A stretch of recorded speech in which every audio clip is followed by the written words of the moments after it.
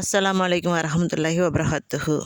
நூல் தல்ஹீஹிலே மார்க்கத்திற்காக தீர்ப்பு வழங்கிய மேதைகள் என்று 14 பெயர்கள் குறிப்பிடப்பட்டுள்ளது. இவர்கள் கண்ணியத்திற்குரிய சஹாபாக்கள். ஜிஹாத் செய்வதிலும் அல்லாஹ்வினுடைய திருக்கலிமை உயர்வடை செய்வதிலும் ஈடுபட்டிருந்த மார்க்க கல்வியை கற்பதிலும் அவர்கள் கற்ற கல்வியை பிறருக்கு எத்தி வைப்பதிலும் முழு நேரமாக ஈடுபட்டிருந்தார்கள். அப்படிப்பட்டவர்களை பற்றி தான் இதில் குறிப்பிடப்பட்டுள்ளது.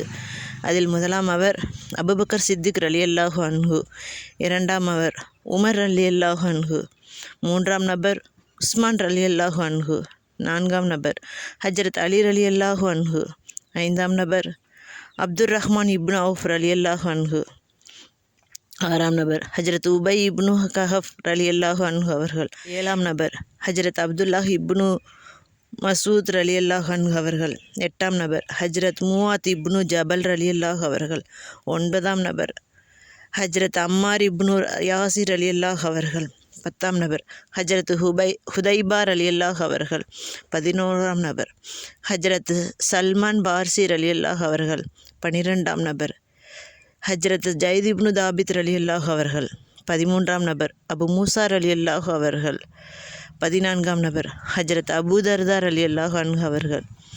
இன்னும் மேலும் பல நல்லடியார்கள் வேறு வேறு ஹதீஸ்களில் குறிப்பிடப்பட்டுள்ளது.